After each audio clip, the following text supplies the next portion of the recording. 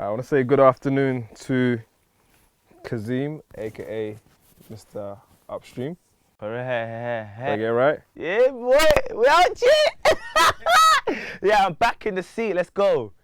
Yeah, you're saying that because we have to do it. This is the second. I'm sorry, but listen. Do you know what I may do? I may still release the other one, you know. Release it if you want. We can do part 2. This can be part 2, isn't it? Okay. So we got to start from. We got to do it chronologically. So, you came. You were born in Nigeria, correct? Born, partly raised. What part of Nigeria were you born? Ibadan. Ibadan. Mm. My uncle's from there. And how long were you there for? Till I was 8. I came over here when I was about to be, I just turned 8. Give us a bit of a rundown what life was like for you in Nigeria at that point, as much as you can remember. What was life like? It was fun from what I can remember, obviously, because at that time, at that point, you don't know anything else apart from what your surroundings are, and that's anything from the inner wheels of a tire and a stick, to just running down to the shop to get fish, to just playing with my little brother, and that's it, man. Like, we didn't really have much, but we had enough to be happy. You know what I mean? You come to London, you see snow for the first time. What was that like? Wow, I came here the week of Christmas. I remember it because when my dad came to get me, he was driving through what I now know to be Oxford Circus Central, and I'm looking out the window. Like you see them films and you see the dog head out the window, and the wind's just blowing. I'm just looking at all the buildings. Like I think I went past Harrods. And I was like, hey, this is wonderful. This is look beautiful. England, I'm here. Yeah, no, it was dope. It was nice to be able to come from where I'm coming from, which is like the village, bruv, to see these tall buildings and lights on these buildings. I'm like, how did they get there? How did these lights get up so high? Yeah, it was nice. Yeah. And then you must have been like the freshie in school. It must have been. Yeah, it didn't take me long to lose the accent though. Oh, really? Yeah, I'm a chameleon, innit? Like, I was still the freshie because my name, obviously you can't get away from that name there, but in terms of my accent and my thought process, I kind of like merged, you know what I mean? I just slotted in where I needed to. Because obviously back in the day, to be African, back in the day, wasn't so cool. Not like it is now. Everyone's proud to be associated with an African now, or be African, because the flags get raised high now, you know what I mean? But back in the day, it wasn't the most trendy thing to be. It wasn't the most sexiest thing to be. But, yeah. Secondary school, what was that saying for you? This is the point where, you know, the glow started to come. Small. The glow started to come, obviously. The English is getting better. The swags is getting better. You get me? Stealing older brother's clothes and that. Do-rag days. This is the 50 Cent get rich or die trying days. Where everything was about do-rags, new era hats and boot cuts and Harachis. No one couldn't test my Harachi game. But yeah, secondary school was still a bit tedious. It was still a bit like I was still finding my feet, but it was much better than primary school. You know what I mean? I went to an all-boys school, so I didn't know nothing other than that. You know what I mean? We used to go to trouble girls' schools after school and during school if we made it into school, but we had to go out of our way to go get what's normal to other school kids. I mean, that went to mixed schools, but it was much better than my primary school life. Much better. Because I think I remember, is it around college times when you started to get heavier into the dance scene? Yeah. Walk us through that a bit. Dance scene. For those who don't actually know, before the music, I was actually a dancer. Like training, I trained with Peridot, Exodus at the time, Trilogy, all these people, because these are the people who actually gave me a foot in to actually want something and actually fight for something and actually practice something. So yeah, before the music, I was a dancer, and that started from about college days, like early college days. I used to do, my first college I studied business, and my second college I went into more so the performing arts element of things. So that's where I kind of like honed in on the talents. A lot of people don't realise that the rough copy that we saw on TV, it went through, was it like 3 stages in terms of members? Is that correct, or was it just? No, it did. It definitely went through that, a couple of stages of member changes, members dropping out. So the rough copy you saw on X Factor as a trio wasn't always that. We started off as a, unofficially it was 6, then 5, then 4. The SOS days, so before a rough copy it was called SOS, early 2009, when I had just put the group together along with my old management. So at that time there was 4 of us that actually made it onto the final kind of like first show, like this is us, 4 members. And then obviously after that situation, that member went his own ways and now he's doing good things for himself. And we became a trio. What did SOS stand for? Sons of Soul. Yeah, man, Sons of Soul. We went through so many names and we just kind of came to that one, SOS. Yeah.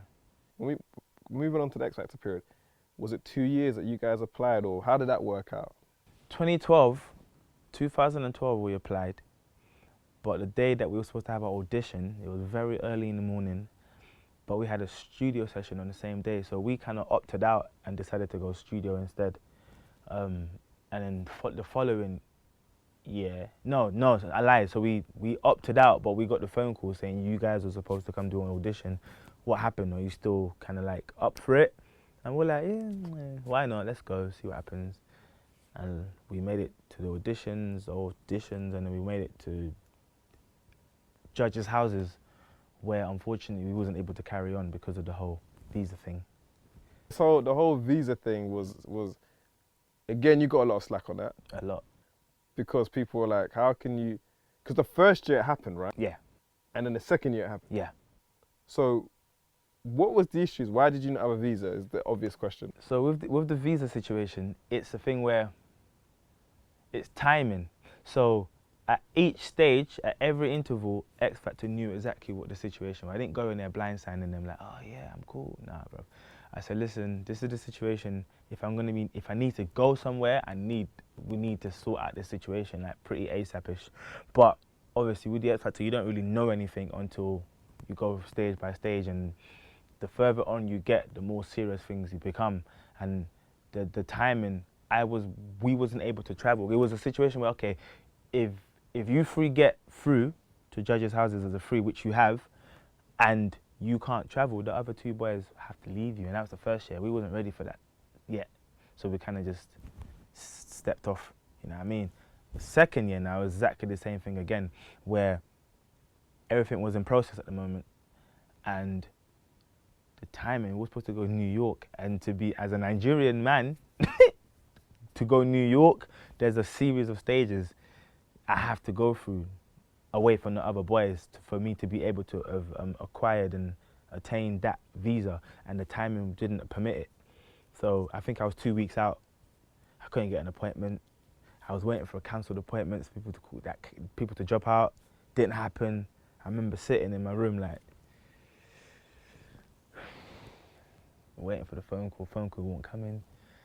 The guys had to go, and we made a decision that, you know what, this is what it is. So as you would have seen in the show, I was on the side of the stage because we decided right there and then that, you know what, this isn't happening again. Better you 2 go and get the name in lights and do the best you can do and bring home the trophy, and hopefully I can jump back in at a given stage. So yeah. But you know, people are going to say that it doesn't take a year for a visa to clear. Of course they'll say that, but this is... Because they're going to say in between time, you're talking about when the actual show was happening, but they're going to say, but after that first song, why when you bang on it straight after the show finished, or when you didn't go through? You're talking about 2012 or...? Yeah. So with that, it's again a process. You don't just walk up into the visa office and say, yo, I'm here, innit? Give me one of them visa things. I need a red passport, let's go. It's a process. It takes a little while for you to be able to, number one, prove who you are, show them what you're doing, and who are you? Like, prove yourself. And this was the process that I was going through, that the public didn't see but condemned. You know what I mean? They didn't really understand the struggles of a Nigerian man in living in the UK, working in the UK, trying to make ends meet in the UK. So that second year, I was actually the person like was like, yo guys, come we go. We're waiting for, let's do it. They're like, yo bruv, the thing ain't come true yet. I'm like, fam, let's just go, bruv. It'll come. Like, it's timing, it's coming, bruv. Know what I mean? Are we gonna wait for another year? It might not be our time, so let's go. They're like, okay, cool, for sure. And again, at this point, the process was already in place. Because again, like I said, it takes longer than a year actually. It depends on how long they decide to take. You could put your visa in, you could put your request in last year, you might not get it till 3 years time. It depends on the waiting list. So yeah, we made a decision to do it, and when it got to the crossroads that we actually had to make a decision, I was like, you know what, very selflessly, I was like, guys, we knew this would happen. We knew we was gonna get to the stage here. We're here now. Things didn't come through yet. Like I said, I was 2 weeks out. My solicitor at the time was like, they spoke to my solicitor directly, and they was like, yo, we need him to be out ready for New York. And they're like, no, we're not gonna get it in 2 weeks, you know. And at that point there, that's when I had to make the decision and say, yo guys, do the thing, man. Just make sure that you don't forget me in it. Basically, keeping it real, because we know how these situations work. How did you feel about that? Was that a bit of a depressive state for you at that moment? You see that depression word? You see the word depression and the whole mental health thing, and some people don't even know they're going through it. And I can't positively say that I was going through depression, but I was hurt, because this is a group I put together. You know what I mean? I physically went out and handpicked these gentlemen, like handpicked, like from your talent shows to your showcases. I was handpicking these, and we became brothers. So then to be able to actually be part of something that we've all worked hard for, equally worked hard for, to now be like, okay, this could change your life, and I can't be a part of that. I was a mashup. Keep it real. I was in two minds, like, because the boys were like, are you sure? Because we won't do it. I was like, no, we're gonna do it, because at the end of the day, we're not doing this again. I can't take another year of feeling like I'm the reason why other men are still working in House of Fraser, engineering, carpentry, whatever it was that we was doing at the time. I was like, nah, we're doing it. Like, you man go through, I'll hold it down over here. Was that a worry at all though? I'm not saying did you question their integrity, because at that point, were you 6 years in, 7 years in? Yeah, man, we passed the foundation of 7 years. We was all like 8 years, 9 years, yeah. All the doubts came to my head. Trust me, I'm Nigerian, innit? So automatically I'm on defense. I'm like, yo, make sure these man, should I get a contract and play? I was thinking all sorts of like things to do to protect myself. But I thought, you know what? At this time, we're all living together. Everyone's at my house. Wait. Let's break this down, because there's going to be a few missing pieces. You said you handpicked them. That's Sterling and Joe. Well, all of the members. Quickly tell us how you handpicked and where you first met Sterling and Joe. So, the first person to ever, the first person I put in the group, we were talking about SOS days, was a gentleman called Raquel, Rickstar, he calls himself now. Dope artist. And I used to go to school with him, so talking about the whole boys' school, I used to go to school with him, so I already knew of his talents. So I kind of just approached him on some, what you saying? And he was like, oh, let's see what's happening, let's go. Because he's a 90s influence, 80s, just loves the boy band kind of situation. So that's how I met him. That's how he got into the group, went through the whole audition process. With Sterling, it was a competition called South's Got Talent. And I had got to South's Got Talent because I did Croydon's Got Talent, and I became a finalist, so I moved on to South's Got Talent, and he was singing. And they had different rooms. They had poets, dancers, singers, rappers, different rooms, and I'm just edger, I'm inner. So people call it socialites now. I was just all over the place. I was like, yo, who's in that room? And in that specific singers room, we had your artists, like you had a dope artist that for me, he was Robin Thicke. That's for me, because his voice was just falsettos or peak. Then you had Sterling in that room. You had other artists, but in terms of the people who I approached, you had a guy called Derry that done the X Factor when Kelly Rowland was in there. he held it down. He was the first one from Croydon to kind of do the X Factor and get to the live stage where he was put in a group called The Risk. So I approached all of them and I was like, yo, what you lot saying, man? Explain the situation about the whole group initiative. And they was all looking at me like, what you saying? Like, what's this thing? I'm like, yeah, man, obviously, let me just hear, like, oh, let me hear you lot sing. I kind of worked a little brain, like, oh, you lot dope, let me hear you sing. So everyone was kind of like vibes in. It was a jamming session. I kind of walked into a jamming session. So I jumped on the phone to my manager, but they didn't know I was on the phone to my manager. So I was talking to my manager, and I was like, yo, who can you hear? Like, what voice kind of stands out to you here? Like, and he was like, that one. And the time he said that one, Sterling was singing. And I was like, yeah, that's what I thought. Like, he's dope voice. Like, Derry's dope anyway. But for that group, the sound that they was going for, he fitted it. So that's how I met him. And with Joe, they had a girl group at the time called Fulfilled. And they had a showcase in Crawley. And this is when the Liquids was still going on. So the club Liquid back in the day. So he, I saw him on stage and I kind of was like, yo, like I was about to leave with the girls because they finished performing. And he came on stage on some Chris Brown, MJ, Crump type of energy vibe. And I was like, yo, who's that guy over there though? Like him. And the manager was like, you sure? I'm like, yeah, man, look at him. Like, he's moving mad. Like, he's doing everything. I like that. That's energy right there. So they approached him and they brought him in for an audition, and that's how the group kind of got curated in a sense. So after the group gets put together, when you guys were going on to the show, you said that everyone was living in your house. Is that you and your missus's house? Me, the missus, yeah, me and the missus. At the time, I just had my son, my first son. So he was about 3 at the stage. So we was all living together.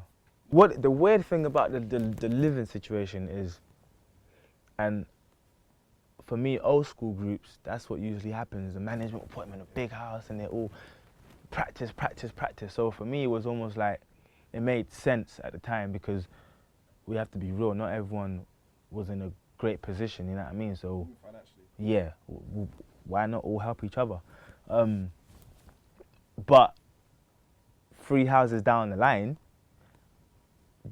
Joe initially would come weekends, innit? We'll do like the whole brotherhood thing. Yeah, come man, chill, man. He was my my son's godfather. So I'm like, yo, come see your godson, innit? So we'll do the whole weekend thing. Then when we was moving into our new place, we're like, yo, come true, let's all live together, innit? It'd be dope. But at the time, not everyone mentally was in that place for when we was moving to the second house. But Joe was on it. So you know what I mean? So Joe started living with us. So we all kind of, at that time it was me and Joe. Then Sterling would come down weekends and some weeks, you know what I mean? And then we got down to the point where we was moving to the other house now. And he kind of was like, yo, come on, join the party kind of vibe. So we all started living together then, 2012 time. This is going to sound maybe a bit personal, but I'm going to be honest, man. I don't think your missus could have been too happy with having just all of that in that. Because, like, you just got a son. Yeah. You're already, I'm just speaking from what I'll perceive, you're dream chasing. You got 2 other guys in the house.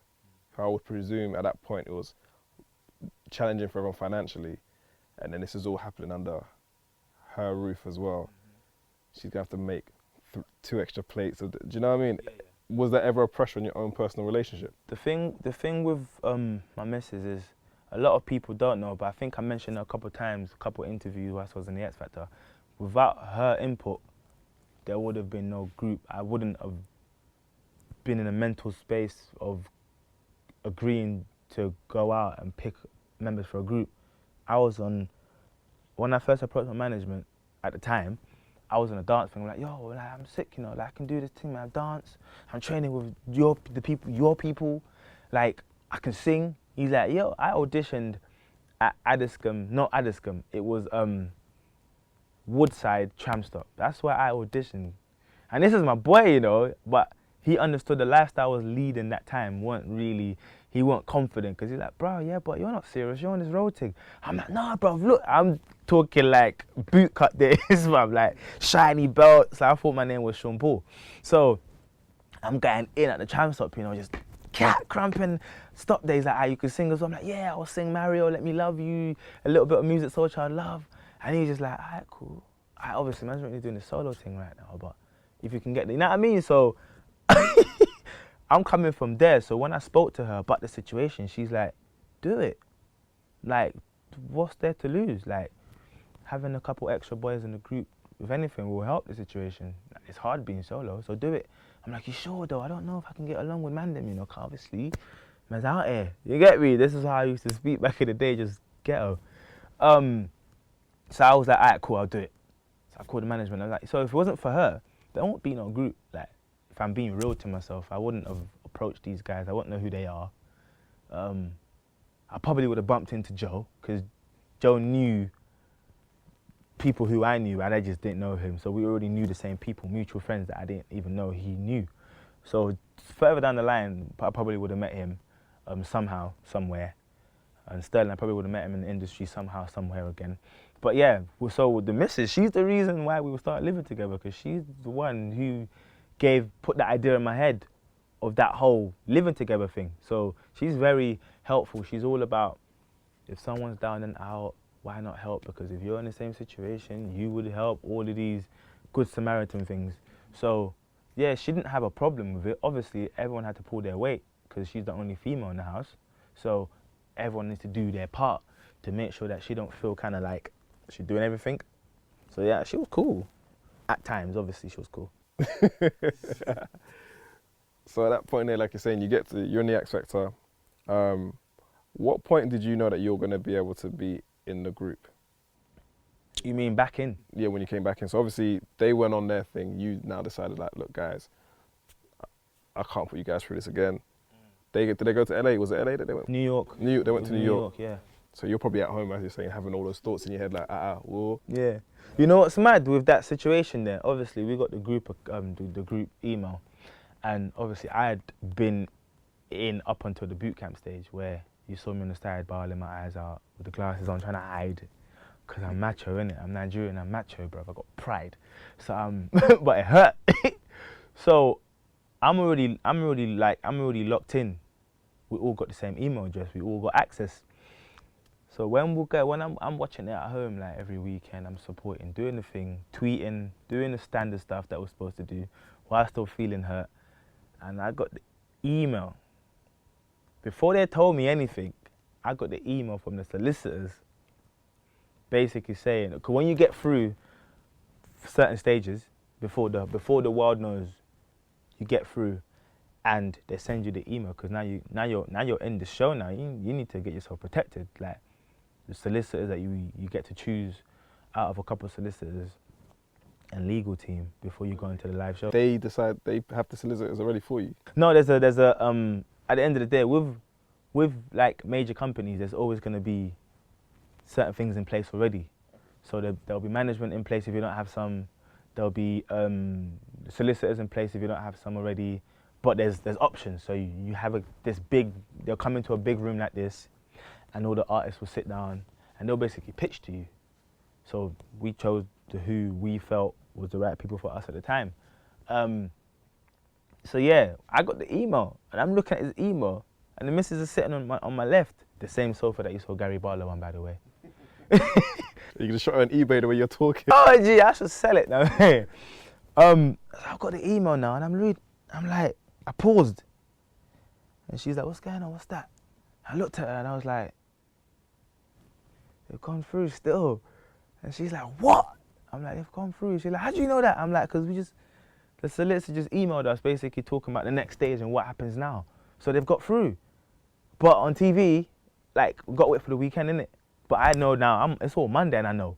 So I'm like, I got to hold this in. This is news, but obviously management knows because they got access. The management's called me like, you're right. How do you feel? I'm like, bruv, they got through in it. The management's got through in it. These times, I'm like, yeah, I'm cool, man. Yeah, obviously, yeah, it's sick though, because obviously now they're gonna go lives. And he hit me. I'm like, oh my days, they're gonna go lives. Oh, damn. Jeez, I'm gonna have to watch from the crowd. Literally, it's hit me now, and I'm all sorts of emotions. I'm like, I don't know how I feel about this now. I'm shaking. I'm like, proper going through it. The missus is holding my hand like, it's cool. It's cool. You had an agreement. You did this. Like, I mean, you made your decision. You told the man them to go. I'm like, I know. It's cool though, right? It's okay. They're not gonna leave me. She's like, nah, man, they're cool, man. Because obviously we're brothers, right? So I'm going through all sorts in my head, but obviously I got the call in it, and the man them told me like, we're through. So then I get a call now, and they get me. I get a call from a X Factor, and I'm like, what's going on there? They're like, oh, basically, the guys got through, as you probably know. How you feel about that? I'm like, yeah, man, good to go. Woo, woo. Like, wonderful. And they're like, oh, we need a couple voice drops from you, because the guys are talking a lot about you out in America, kind of like flying the Kaz flag. So we don't have anything from you. Can we get something from you? I'm like, yeah, like, what do you want me to say? Woo. They're like, yeah, can we do this? So we set a date. Like, we can film at your house. So I'm like, I can't just come into the office. They're like, nah, it's better. Obviously, we need your environment, because this is where you all live. We need the realism in it. We're like, okay, cool. I'm African, so I'm all about there's conspiracy here. There's a juju happening. So I'm thinking all sorts of things. And Mrs. like, I'm thinking too much, man. Like, they're probably gonna come, take a couple voice drops and leave, innit? Listen. When they knocked on my door and I opened that door and I saw Gary, bruv, my heart could have dead. I'm like, what are you doing? I'm like, I ran from my door into my kitchen, ran back. It won't, like, people will be like, oh, I was all staged. Nah, I didn't have a clue. Like, as far as I'm concerned, I'm gonna get my Sunday best on because I'm getting on TV, right? So I'm gonna get my hair cut. I got everything down to a T, haircut, shave, beard, fleek, all of that stuff there. Clothes, nice. And I all call the company, say, yo, I'm about to be on TV, give me some clothes. You get me? So when I saw Gary, I'm like, yo, what you doing? Looked at the missus, I'm like, yo. Looked at management, like, what's going on there? Gary's like, so you alright? I was like, yeah, what do you want? Why you here, Gary? Yeah. So then he's like, alright, so basically, can I come in? I'm like, yeah, sorry, come in. So the film crews come in now, but they've already set up. You get me? They're already in my house, set up. So this was kind of crazy. So anyway, fast forward, we're sitting on the couch. The couch there. I still got the couch, by the way. So we're sitting, and he's like, yeah, and then obviously everyone knows what happened. He's like, yeah, I want you to do. I break down because it was all real, because I'm like, you're being serious right now. He's like, yeah, the guys. You're balling again. Balling again. Yo, it's emotional times, man.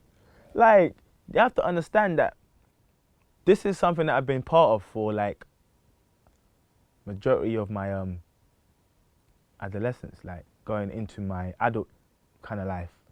I've been in this group for a good solid 8 years. Now you're gonna tell me that this big break, I'm not gonna be part of it? Nah, bro. I'm emotional, bro. When now you're telling me that I can be back in my own group that I made. Yeah, I'm happy. I'm happy. I'm vexed. I'm all like, yo, about time. You get me? Like, you lot were crazy to put me out in the first place. So all of that, all that's happening, and it's just when you hit me with that, you're back. The boys are out there. Obviously, they did their thing. They smashed it, but it wasn't the same.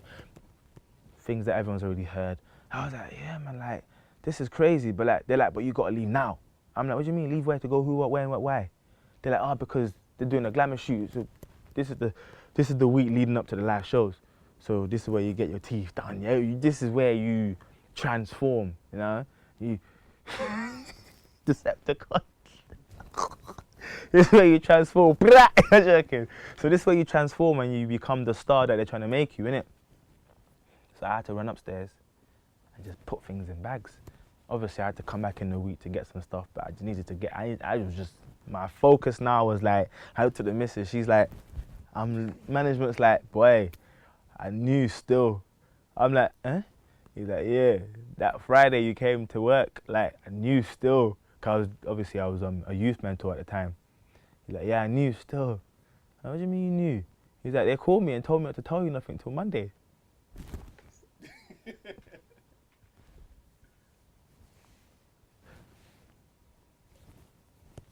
Yeah, I'm like, you did me dirty still. I'm like, you knew that this was gonna happen. They're like, yeah, man, that's why we did it here, because it made sense. I'm like, you're bad, man, but thank you for keeping such a big secret from me. Isn't it? You're a bad person, isn't it? Okay. So yeah, that's what happened with that. And yeah, that's what happened with that situation. And obviously, everything else is on YouTube to see. Live shows.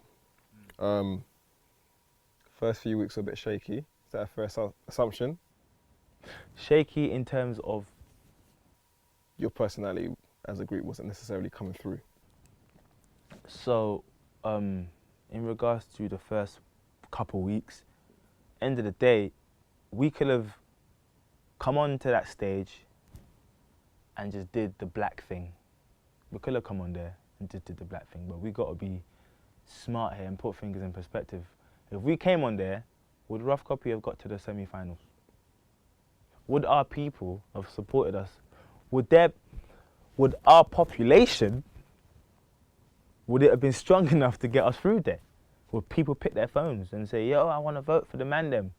Or would they be like, oh, them man are all right, they're going to get through anyway?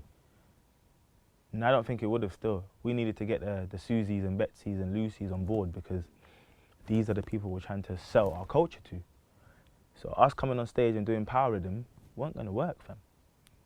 Us coming on stage and maybe first week doing vibe wouldn't have worked. Our community would have been like, oh my day, teardrop. This is great for the culture, but how long would the culture have lasted on that platform for? So we had to be really smart, and Gary Barlow was a very great support in terms of kind of leading that whole structure. He was like, yeah, guys, you got to do this, and I feel like you should do this song. And we're like, okay, we see what you're saying. If we weren't feeling it, we weren't doing it. So it wasn't a thing where we were puppets like, oh, we got to do this song now. No, we chose a song with Gary. We practiced the song with Gary. If there was any shaky parts there, we would question it like, yo, what you saying? Just needs a bit more conviction, right? All right, cool, let's go again. So everything we did was not planned per se, but we knew, we was aware of what we was doing, and we was aware of what was happening. And at the point, I think it was the third week when we did, it was, what was it? We did Backstreet Boys. Ain't nothing but a heartache. That tune, we did that. That was the last week because the feedback, because obviously the man had the head in the game, but I would tap out just to hear from management. Like, what's going on out the street? What's the word on the road? Are we doing? Are we okay? Like, you know, all right still, but you need to bring it back now. You need to bring Rough Copy in now. It's time. Decepticons, it's time. Like, all right, cool. So I'll feed your man them. It's time still. Let me pause on that bit. But management was getting whispers internally. So that was being, so if you can clarify a bit about that.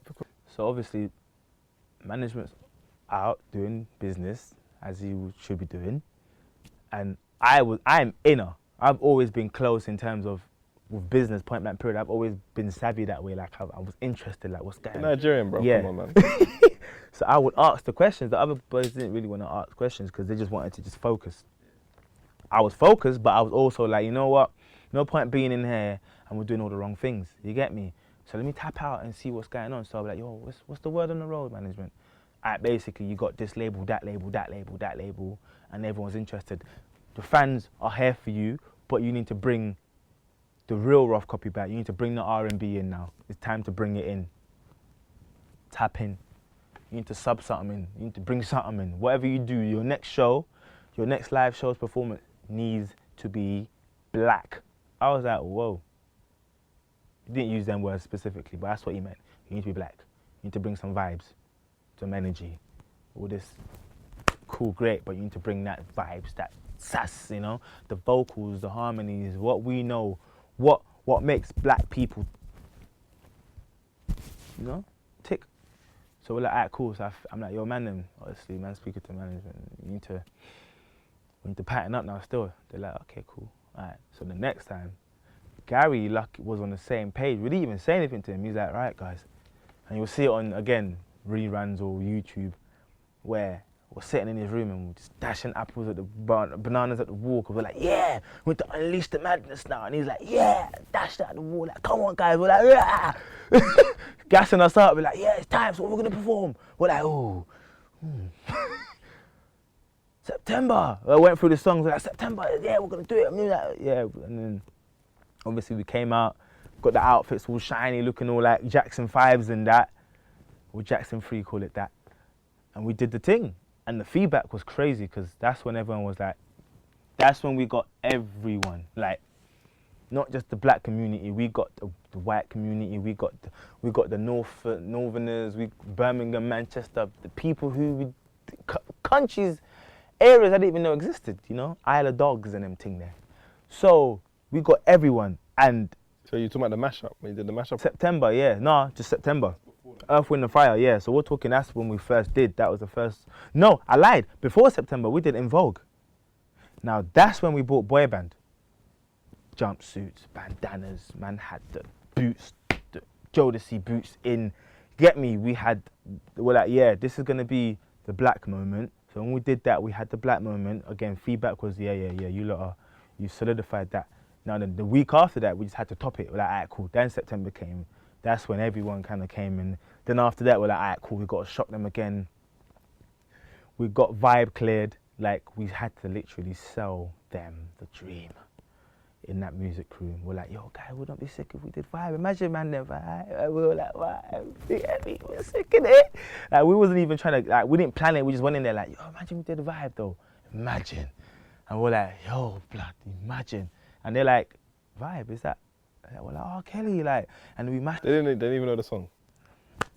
They knew I Believe I Can Fly. Didn't know who, yeah. And what, like, there's some renowned, I'm not gonna mock it, but there was some renowned, like, music heads in there, you get me? Some of them knew, because some of them was tapped in. But, just, yeah, the others didn't really know that song. They knew other songs from R. Kelly, the ones that made it to #1, top 5 and that. But yeah, so we got them gassed on it, and they're like, how would you do it though? Like, we're like, oh, imagine Bobby Brown. What would he do? Put his map or ragged? No, what would it? And then we kind of kept, like, it just, the vibe was just coming. You'll see like a couple, what's them memes, GIFs of us with Gary Barlow doing the signature moves. And then they're like, oh, we got to get it cleared though. We got to ask. Came back to us in a couple of days like, yeah, it's cleared. We're like, it's cleared. Oh my days, we're going to do Vibe. We're like, yo, man, them, this is gonna be a big moment. Like, we knew. We're like, yo, we're about to do R. Kelly and Bobby Brown in the same tune. This is gonna be crazy. Now, Wednesdays, choreography days, went in there. We're like, yo, listen, this routine needs to be, it needs to feel natural. Before we even said anything, Cisco, it was Cisco at the time. He's telling us, he's like, yo, this needs to feel natural. Like you're in your bedroom and you're vibing. That's what it needs to come across like. We're like, yo, let's go. So like, he's like, all right, perform. We're like, what do you mean? They're like, how would you perform this song normally? Looked at each other, let's go. All the old school dance moves are coming out. You see Joe doing, get me, just going in, like Fresh Prince of Bel-Air vibes. So he just finessed it a little bit. So yeah, man, we done that. That's when the feedback came back from management. It's like, yeah. You man, stay right there.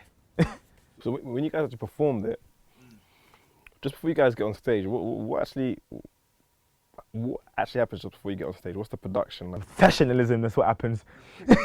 Holy professionalism, man. Everything's on point, just boom, like it's regimented. All right, cool, in-ears. You gotta go get suited up for in-ears. And I used to have this waistband that I used to wear. So my in-ears, my packs don't drop out. Cause we're doing heavy dancing in it. So I used to strap that in, the clothes again, have it around my ear, ready to go on, amping ourselves up. So we've just done that. But obviously before that, we've done production, dress rehearsal, camera rehearsals, and all that. So it's just about getting your mind in a place where you're ready. You know your cue, you know where you need to go, you know what camera, when it turns red, you know, so you need to be looking at that camera or you need to be over there. So it's just about running through in your head and the nerves start to come because you're like, yo, in the studio, there's only like, what, a couple hundred people. But the way they make it look on TV is that there's thousands of people in there. Great camera tricks. But it's literally like a mini intimate concert. And you have to, it's real. Like, you're coming out, you're like, oh my days. There's no reruns. There's no stop the music and start again. Once you start, that's it. It's go time. Boom. Once Dermot says, "Is your Saturday Night Live?" That's it. There's no stopping the show. The boat's going. So yeah, the nerves, and as soon as that door opens or you come on stage and the music starts, yeah, you best hope and pray that you remember your lines. And if you don't, you best ad-lib. You best ad-lib a 16 bar. So yeah, man, good times, good memories in terms of that. I used to call it industry boot camp because you learn everything you need to learn in such a short space of time, and to be able to retain it and appreciate it and actually sit back and say, we did that, was hard because so much things were happening. You was going to premieres, you was getting gifted, all sorts. That was the year, I think that's the only year that Samsung partnered up with X Factor and we got everything. Like, I still got my Galaxy camera. My tablet, Samsung tablet, I gave it to my brother-in-law. A Samsung phone, my brother in Nigeria has it now. Like, everything. Like, the clothes, mate, my missus turned our sitting room into a walk-in closet because how much clothes she was getting us because she was the stylist for us outside of X Factor. And sometimes I would go back home to take some clothes, get some clothes from her for us to wear. You know what I mean? I would get the colour palette. Guys, what we're wearing today from the styling team in Dev, come home and say, yo, if you give me what we need, I can pattern it. Get us, I can get it worn. You know what I mean? And then like people were seeing that stuff on TV, like it was crazy, bro. Like people was like, yo, they're wearing our stuff. We got so much stuff, man. The sitting room was literally had rails. We all had our own rails, and then we had the miscellaneous rail. Then we had the customized rail. Yeah, it was mad. Didn't have a sitting room for a good year.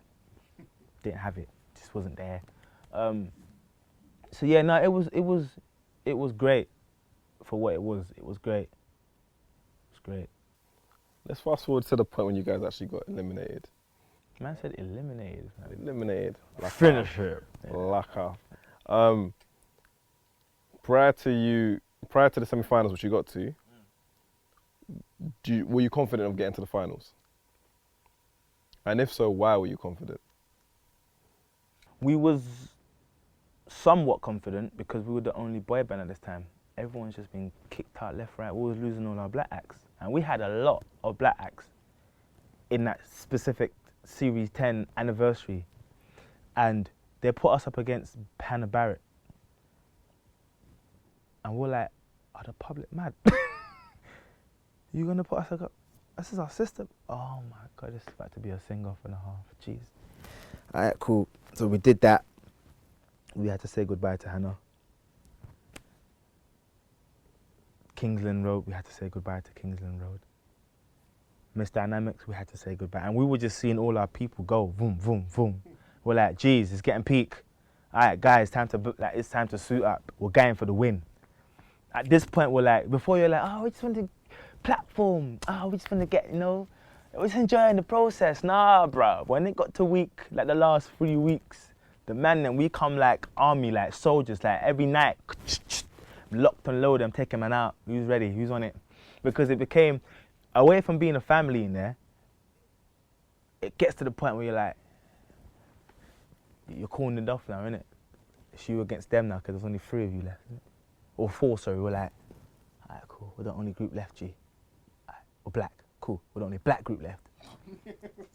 And we're the only ones dancing. Like, we're the only ones dancing. Like, we're going in. Like, man, I breathe. Trying to breathe and sing and do everything and remember is a lot.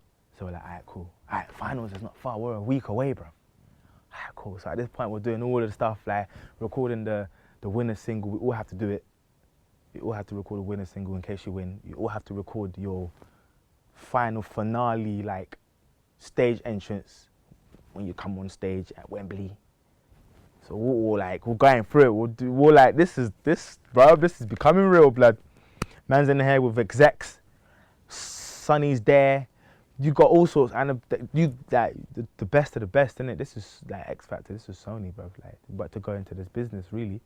And studios, like, man's used to bedroom studios, innit? So when you're seeing space like this just for a booth, you're like, yo, I don't need that much space, no. Man, I can get reverb on Logic. I don't need all this room. So it's becoming real, and you're like, yeah, we're going for the win. You might not win though, because when you got Sam Bailey over there, and you got Nicholas McDonald's and Luke Friend over there, you're like, boy, her lungs capacity come like shark because she can sing. Like that woman, we would have like tech runs and sound check on a Thursday at 7 o'clock in the morning, around about between 7 and 9, depends what time you get on stage. And this woman will come on that stage and she would sound exactly how she's gonna sound live. No, like, it's just there, fam. No, like, croaky morning voice. Nah, bruv, the woman was belting big chongs at like 8 o'clock in the morning, and we're just sitting there like, everyone, literally, all the contestants.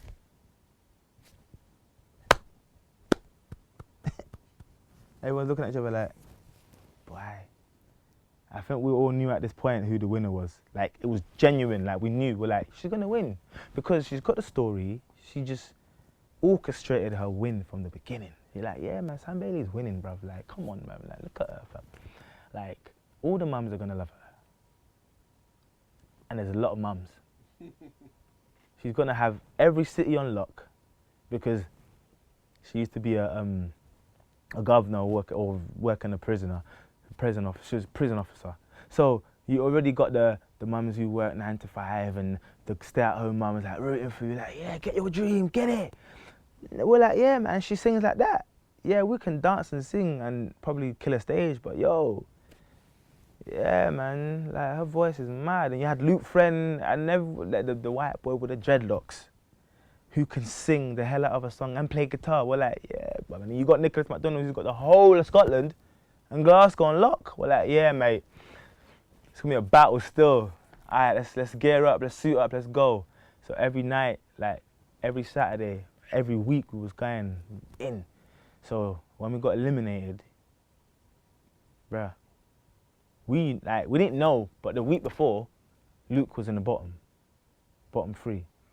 And what happens is when you're in the bottom 3 one week, you get the bounce back vote. So that bounce back vote, you're not gonna be in the bottom again, you know. And if you are, you're not getting kick out. It's rare, like it's very rare. Like when you watch it consecutively and you watch how it runs. So when we found out we was in the bottom with him, we're like, yeah, it's been fun. Carl, we're gonna do our thing, but he's gonna do his thing, and the vote's gonna bounce. He's gonna get the bounce back vote. So when it was a tiebreaker and it was deadlock. And Dermot's like, yo, judges.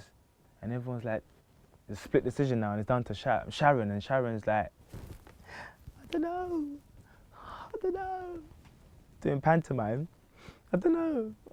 Oh, keep Luke. Boosh, dead. And it's just like, yeah, public vote now. We're like, no, Sharon, no.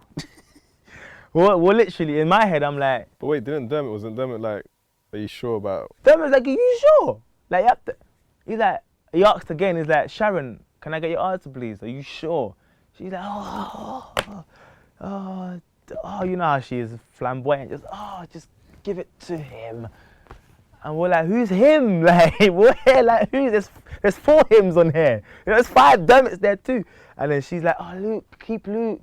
He's like, are you sure? He's like, yeah, keep Luke. Yeah. And at that point, we're like, it's been fun. It's been fun because he's gonna get through, innit? And we're gonna just go home now. But I'm cool because I already know what time it is. Because I got the insight, innit? The man them don't have a clue because they don't want to listen, they don't want to hear me because they want it to be focused. So I'm here like, if you believe in God, make some noise because I know what time it is when we get out this thing. Party time.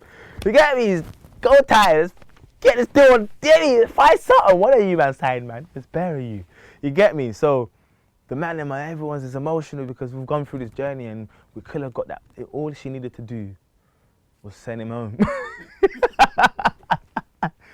You get me? Because the final that we had planned, bruh, the homecoming we had planned, we were going to come down in Croydon on skates, because man skated back in it, like, we're going to come in on some bobsledding, You get me? We're gonna shut down Fairfield Halls. We're gonna do all of that stuff. That which we did. We sold it out when we came out. We sold out Fairfield Hall, 1,500 solid. The Lion. There's still more people outside. Couldn't get in. So yeah, we knew that the finals were flying in on the harnesses. We had 4 pillars glowing up with our names on there. We were gonna sing with Gary like an R&B song. Like we were gonna sing R&B blood with Gary fam on piano. Oh, Chale would have been peak fam. Yeah. Man, we're gonna do Mirrors, the Justin Timberlake song. We're gonna R&B it up and Jodeci it up and do everything to it. You get me? So to not be able to do that, and I think that would have tipped the votes over the edge, because anything's possible in the finals, man. Your favourites could be the ones who don't win. The underdog could win. So we're like, yo, it's finals. If we get to the finals and we perform how we need to, we're good, because everyone's going to pick up their phone, because that weekend everyone stays home and watches final, innit? And if you're not watching that at home, you're on your tablet. Everyone's locked in. If we do the right thing, people could, rough copy, go. You get me? It could happen for us. So, yeah, we was there for the finals though, obviously, performances and stuff, and in the crowd and that. We had to leave to go, we had a show, innit? But, yeah, that's what happened with the elimination. It was just dread, because man had 1 more week. Blood. 1 more week to Wembley, you know. So when that happens, then like you guys, the next day, your phone must have been popping off. The next day you have to go on, was it this morning or good morning? It was one of them good mornings. Yeah, and then this morning with Lorraine, no. Then man. Yeah. What was the mood like then? Yeah, it's set in now, innit? So we're like, alright, cool, let's just go, man. Because at this time, we'd already had the team meeting. So we're like, okay, we know it's good. Let's just go through the process of this X Factor, the come down, we call it. Let's just go through that, do all these interviews, and just show people we're going to be here. So we did all of that. Interviews galore. I probably saw like, we should have made a tune called Addison Lee, 'cause that's all we was in. Like, trust me, we should have did that. Oh, tight notes, because that tune there was smart. But we should have did that, because that's all we was in. That's all we saw. Addison Lee's and Black Windows. You signed a deal. You signed a deal before you get onto X Factor, right? Yeah, we all have to. What are the stipulations of those deals? The deal is basically for you to be able to get onto the live shows. If you don't sign, you're not getting on there. And it's just basically, if you win, they just transfer over that deal to whatever label under Sony. So basically with it, there's 3 months kind of like a open window for any labels under the Sony bracket to take you. Anything after that, if no one picks you from Sony, then anyone else can come and poach you, innit? So you sign that deal basically to say that you give kind of like consent for that to happen in a sense, and for you to be able to go onto the live shows. Kind of protects them and yourself as well. But yeah, we signed that, and then it just got transferred over to Epic. So from Psycho to Epic.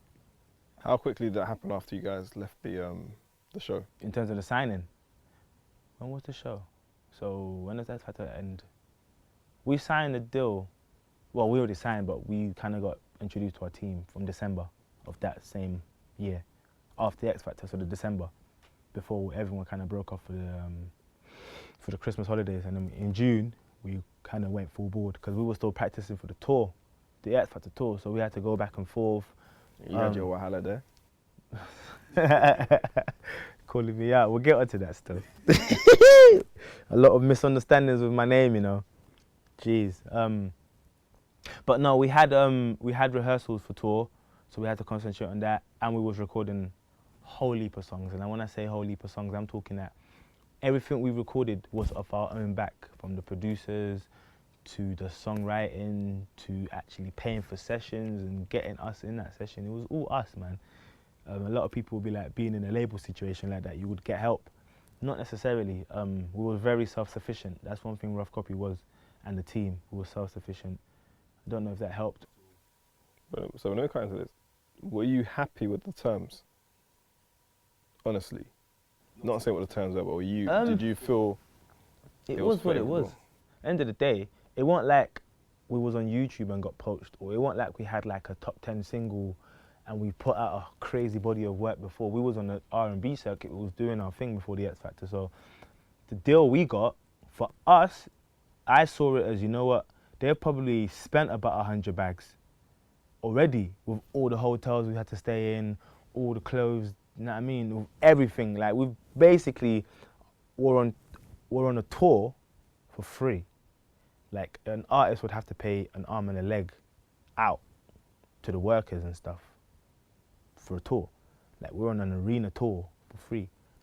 Addison Lee's whole. But do you lot get paid for the arena tour? You do that? Yeah. So So if you think about your deal and the advance for what it was, I saw it as, okay, we got that advance, which is The label advance wasn't the best. nah, man was getting paid shows for that.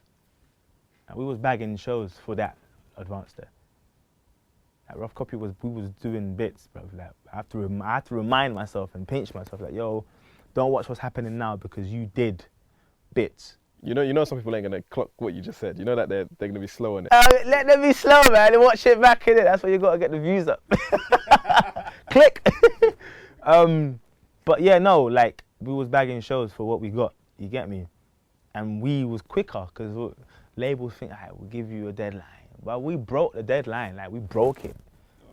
Like, we had songs, we had meetings. Like, we was playing them tunes, and then we was hearing certain things back. We're like, it doesn't make sense what you're saying because you're telling us these songs are good, but you don't want to put them out because of conflict of interest. We're gonna get onto that. Yeah. We're gonna get onto that. So, but in terms of what it was, the contract was what it was. But I didn't mind because you're paying us on this tour.